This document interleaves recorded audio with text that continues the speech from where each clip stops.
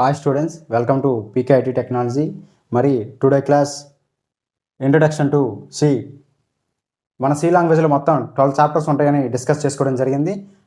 మరి 12 చాప్టర్స్లో కూడా first chapter వచ్చేసి ఫండమెంటల్ ఇన్ సి. మరి ఈ చాప్టర్లో కూడా మొత్తం 24 సబ్ టాపిక్స్ ఉంటాయి. మరి ఇదివరకే ప్రీవియస్ క్లాస్లో 2 సబ్ టాపిక్స్ గురించి కంప్లీట్గా డిస్కస్ చేసుకున్నాం. మరి ఈరోజు టాపిక్ 3 వచ్చేసి ఇంట్రడక్షన్ టు సి. మరి ఈరోజు మొత్తం కంప్లీట్గా ఇంట్రడక్షన్ గురించి మనం సి లాంగ్వేజ్ ఎవరు కనుక్కున్నారు, ఎప్పుడు కనుక్కున్నారు, ఏ సంవత్సరంలో రిలీజ్ అయ్యింది, సి లాంగ్వేజ్ రాకముందు ఏ లాంగ్వేజ్లు ఉన్నాయి, ప్రోగ్రామింగ్ లాంగ్వేజ్లు, సి లాంగ్వేజ్ని ఏ లాంగ్వేజ్ ఆధారంగా తయారు చేయబడింది అనేది ఈరోజు కంప్లీట్గా డిస్కస్ చేద్దాం. ఎవరు కూడా వీడియోని స్కిప్ చేయకుండా ఎండ్ వరకు చూడండి, మీకు ఫుల్ క్లారిటీ వస్తుంది. స్టార్టింగ్ నుంచి ఎండింగ్ వరకు కూడా ఈరోజు సి లాంగ్వేజ్ని కంప్లీట్గా మనం డిస్కస్ చేసుకోవడం జరుగుతుంది. ఓకేనా? మరి టాపిక్లోకి వెళ్ళే ముందు topic 3 introduction to C. First point వచ్చేసి C language is a middle level and general purpose language. మరి సి లాంగ్వేజ్ని ఇదివరకే మిడిల్ లెవెల్ లాంగ్వేజ్ అని అన్నాం. ఎందుకంటే C language use to write both system software and application software. C లాంగ్వేజ్ని system సాఫ్ట్వేర్లో కూడా ఇంప్లిమెంట్ చేశారు అండ్ అప్లికేషన్ సాఫ్ట్వేర్లో కూడా ఇంప్లిమెంట్ చేయడం జరిగింది. అందుకే సి లాంగ్వేజ్ని మిడిల్ లెవెల్ లాంగ్వేజ్ అన్నారు. ఇటు లో లెవెల్ లాంగ్వేజ్ అనలేదు, అటు హై లెవెల్ లాంగ్వేజ్ అనలేదు. హై లెవెల్ లాంగ్వేజ్ అంటే జావా, పైథాన్, HTML వంటివి high level language. Low level language అంటే machine code and assembly language. So మరి సి లాంగ్వేజ్ని మిడిల్ లెవెల్ లాంగ్వేజ్ అని ఎందుకు అన్నారంటే చెప్పాను కదా, C language use to write both system software and application software. System softwares అంటే ఏంటి? OS, operating systems. మనకున్న ఆపరేటింగ్ సిస్టమ్స్ ఏవి? Windows, Linux, max, IO and మన ఫోన్స్కి వచ్చేసరికల్లా ఆండ్రాయిడ్ ఆపరేటింగ్ సిస్టమ్స్ ఉన్నాయి. ఈ ఆపరేటింగ్ సిస్టమ్స్ రన్ చేయాలన్నా సరే మన సి లాంగ్వేజ్ని ఉపయోగించి ఈ ఆపరేటింగ్ సిస్టమ్ని డెవలప్ చేశారు. అండ్ అప్లికేషన్ సాఫ్ట్వేర్స్ అంటే ఏంటి? ఏవైనా యాప్స్ సమ్ ఫిక్స్డ్ వర్క్ అనమాట. ఆ పని కోసం మాత్రమే చేయగలిగింది. ఇప్పుడు సపోజ్ ఒక వాట్సాప్ ఉంది. వాట్సాప్ అనేది వాట్సాప్ మెసేజ్ షేరింగ్ కానీ స్టేటస్ చూసుకోవడానికి కానీ, లేదా ఇప్పుడు పాపులర్ అయిన వీడియో గేమ్ ఏంది? ఫ్రీ ఫైర్ని డెవలప్ చేసింది కూడా సి లాంగ్వేజే. సి లాంగ్వేజ్ యూజ్ చేసి ఫ్రీ ఫైర్ని క్రియేట్ చేశారు. ఫ్రీ ఫైర్ని ఇంప్లిమెంట్ చేశారనమాట. సి లాంగ్వేజ్ అంత గొప్పదనమాట. సి లాంగ్వేజ్ లేనిదే ఏమీ లేదు. అందుకే సి లాంగ్వేజ్ని మదర్ లాంగ్వేజ్ అని కూడా అంటారు. సి లాంగ్వేజ్ లేకపోతే మిగతా ఏ సాఫ్ట్వేర్ లాంగ్వేజ్లు కూడా లేవు. సి లాంగ్వేజ్తోనే మిగతా అన్ని లాంగ్వేజ్ని కూడా డెవలప్ చేశారు. కావాలంటే మీరు ఆల్రెడీ ఇదివరకే ప్రీవియస్ క్లాస్లో చెప్పడం జరిగింది. సి లాంగ్వేజ్ను ఆధారంగా చేసుకొని Java, Python, HTML, CSS, SQL, data structure algorithms, ఏ బ్యాక్గ్రౌండ్లో బ్యాక్గ్రౌండ్ సపోర్ట్లో ఏ ప్రోగ్రామింగ్ లాంగ్వేజ్ అయినా సరే సి లాంగ్వేజ్ని డెవలప్ చేసుకొని క్రియేట్ చేయడం అయితే జరిగింది. ఓకేనా? మరి మిడిల్ లెవెల్ లాంగ్వేజ్ ఎందుకంటారో డిస్కస్ చేసుకున్నాం. మిడిల్ లెవెల్ లాంగ్వేజ్ ఎందుకంటే అటు సిస్టమ్ సాఫ్ట్వేర్కి ఓఎస్లో కూడా రన్ చేయడానికి ఓఎస్ క్రియేట్ చేయాలని సరే సి లాంగ్వేజ్ ఉపయోగించారు. ఇటు మన ఫోన్లో యూజ్ చేస్తున్న జనరల్గా అందరికీ ఉండేది గూగుల్ క్రోమ్ కూడా తయారు చేసింది కూడా సి లాంగ్వేజ్ని ఉపయోగించి తయారు చేశారు.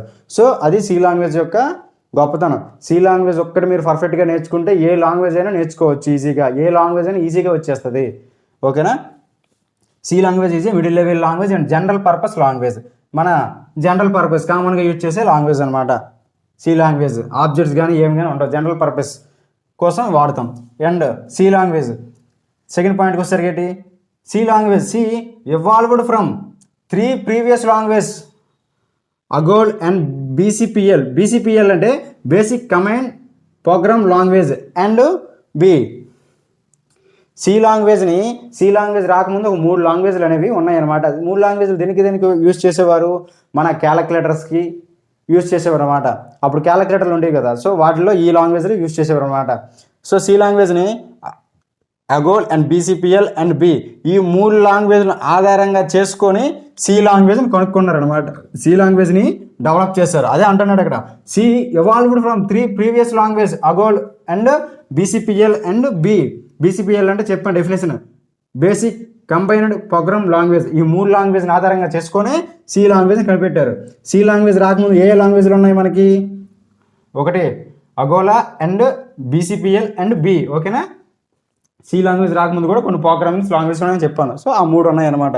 ఇప్పుడు నెక్స్ట్ థర్డ్ పాయింట్కి వచ్చేసరికి ఏంటి? అగోల్ the first language to use a block structures.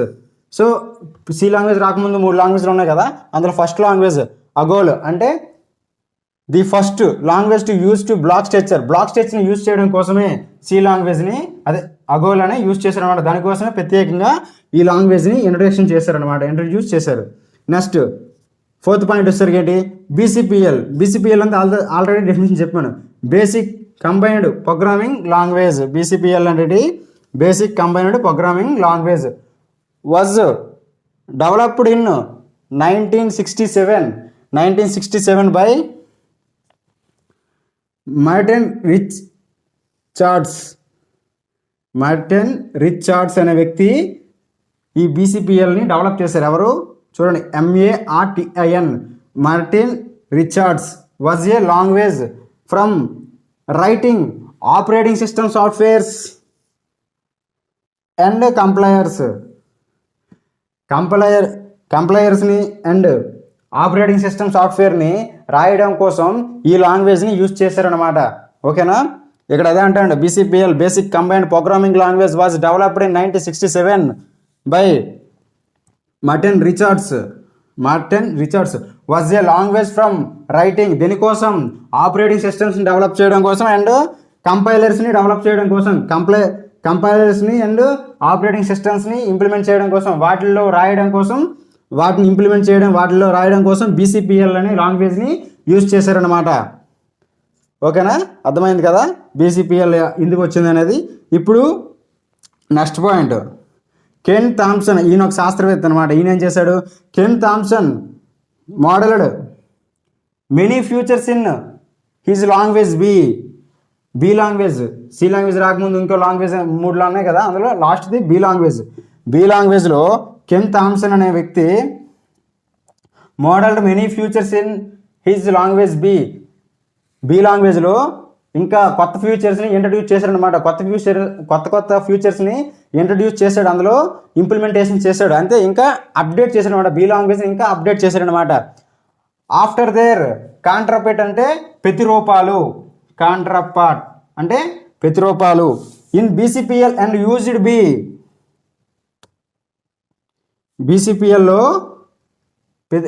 బీసీపీఎల్లో ఉన్న ప్రతిరూపాలు అంటే ఫ్యూచర్స్ని ఆధారంగా తీసుకొని బి లాంగ్వేజ్లో కొత్త ఫ్యూచర్ని ఇంప్లిమెంట్ చేశారనమాట. In 1972 create a early version అంటే కొత్త version and of the Unix operating system. ఒక కొత్త వెర్షన్ని కనుక్కున్నారనమాట. ఏంటి, Ken Thompson model many features in his language బిలో కొత్త ఫ్యూచర్ని ఇంట్రడ్యూస్ చేసి after there counterpart in BCPL and use to బీసీపీఎల్లో కొత్త ఫ్యూచర్ని ఇందులోకి కొత్త ఇన్వెస్ట్ చేయడానికి బి లాంగ్వేజ్ని ఉపయోగించి ఈ 1970లో create a early version of Unix operating system use చేసి ఏంటి బి లాంగ్వేజ్ని యూజ్ చేసి యునెక్స్ ఆపరేటింగ్ సిస్టమ్ని క్రియేట్ చేశారనమాట. ఈ రెండింటిలో ఆధారంగా చేసుకుని యునెక్స్ ఆపరేటింగ్ సిస్టమ్ కొత్త లాంగ్వేజ్ని ఒక ఆపరేటింగ్ సిస్టమ్ ఓఎస్ అప్పుడు ఏంటది యునెక్స్ ఆపరేటింగ్ సిస్టమ్ మొదటిది, దాన్ని ఇంట్రడ్యూస్ చేశాడు అనమాట. ఓకేనా, తర్వాత the C language was evolved from C లాంగ్వేజ్ని ముఖ్యంగా బి లాంగ్వేజ్ని ఆధారంగా చేసుకొని కనుక్కోవడం జరిగింది. ఇక్కడ అదే అంటున్నాడు, the C language was evolved from B లాంగ్వేజ్లో ఉన్న ఫ్యూచర్స్ని, బి లాంగ్వేజ్లో ఉన్న సింటెక్స్ని, బి లాంగ్వేజ్లో ఉన్న అప్డేట్స్ని ఆధారంగా, బి లాంగ్వేజ్లో ఉన్న ఫ్యూచర్స్ని ఆధారంగా సి లాంగ్వేజ్ కనుక్కోవడం జరిగింది. సో బి అనేది సృష్టికర్త, దాన్ని మాడిఫికేషన్ చేసిందే సి లాంగ్వేజ్లోకి మాడిఫై చేశారనమాట. సి లాంగ్వేజ్ని కనుక్కోవడం జరిగింది బి లాంగ్వేజ్ ఆధారంగా. ఎవరు కనుక్కున్నారు, the C language was evolved from by Dennis Ritchie. ఓకేనా, డెన్స్ రిచ్చి అనే శాస్త్రవేత్త బి లాంగ్వేజ్ని ఆధారంగా చేసుకొని సి లాంగ్వేజ్ని కనుక్కున్నారు. ఎక్కడ కనుక్కున్నారు, ఎట్ బెల్ ల్యాబొరేటరీస్ ఇన్ 1972. మనకి 1972లో సి లాంగ్వేజ్ని మనకి ఇంట్రడ్యూస్ చేయడం జరిగింది. ఎవరు ఇంట్రడ్యూస్ చేశారు, డెన్స్ రిచి అనే వ్యక్తి బి లాంగ్వేజ్ని ఆధారంగా చేసుకొని సి లాంగ్వేజ్ని కనుక్కున్నారు. ఎప్పుడు కనుక్కున్నారు, 1972లో. ఎక్కడ కనుక్కున్నారు, బెల్ ల్యాబొరేటరీస్. చూసుకోండి, బెల్ ల్యాబొరేటరీస్. నేను ప్రతి పాయింట్ కూడా ఈచ్ అండ్ ఎవరి ప్రతి పాయింట్ కూడా స్టూడెంట్కి యూజ్ అయ్యేటట్టు ఎటువంటి డౌట్స్ లేకుండా ఉండడం కోసం బోర్డు మీద రాసి మరీ ఎక్స్ప్లెయిన్ చేస్తాను. మీరు మాత్రం చిన్న నోట్స్ అయినా పెట్టుకొని ప్రతి ఒక్క పాయింట్ని మీరు నోట్ చేసుకోండి, మీకు యూస్ఫుల్గా ఉంటుంది. ఒక చిన్న నోట్స్ తయారవుద్ది, మినిమం 200 పేజెస్ నోట్స్ తయారవుద్ది సి లాంగ్వేజ్ ఫండమెంటలే, అంత బేసిక్ చెప్తాను నేను. ఓకేనా. నెక్స్ట్ పాయింట్ వచ్చేసి లాస్ట్ పాయింట్ ఏంటి, in 1973 the complete Unix operating system is recoded, అంటే recoded using C by the employees of AT&L Bell labs, Dennis Ritchie and K Thompson. ఇప్పుడు యూనిక్స్ ఆపరేటింగ్ సిస్టమ్ని ఇంకా మాడిఫై చేయడానికి, యూనిక్స్ ఆపరేటింగ్ సిస్టంలో ఇంకా modify చేయడానికి, కొత్త ఫ్యూచర్ని అప్డేట్ చేయడానికి, యూనిక్స్ ఆపరేటింగ్ సిస్టమ్ ఇంకా ఇంప్లిమెంట్ చేయడానికి రీకోడ్ చేశారు. ఏ లాంగ్వేజ్ని యూజ్ చేసి రీకోడ్ చేశారు, సి లాంగ్వేజ్ని యూజ్ చేసుకొని యూనిక్స్ ఆపరేటింగ్ సిస్టమ్ని ఇంప్లిమెంట్ చేశారు. ఎవరు ఇంప్లిమెంట్ చేశారు, సి లాంగ్వేజ్లో ఉన్న ఎంప్లాయీస్, AT&T బెల్ ల్యాబొరేటరీస్లో ఉన్న సి లాంగ్వేజ్ ఎంప్లాయీస్ ఎవరు, Dennis Ritchie and Ken Thompson. వీళ్ళిద్దరూ కూడా సి లాంగ్వేజ్ని ఉపయోగించి యూనిక్స్ ఆపరేటింగ్ సిస్టంలో కొత్త ఫీచర్స్ని, కొత్త అప్డేట్ని తీసుకొచ్చారనమాట. అంటే యూనిక్స్ ఆపరేటింగ్ సిస్టమ్ ఇంకా అడ్వాన్స్డ్గా క్రియేట్ చేయడం జరిగింది కొత్త ఫీచర్స్ ఉపయోగించి.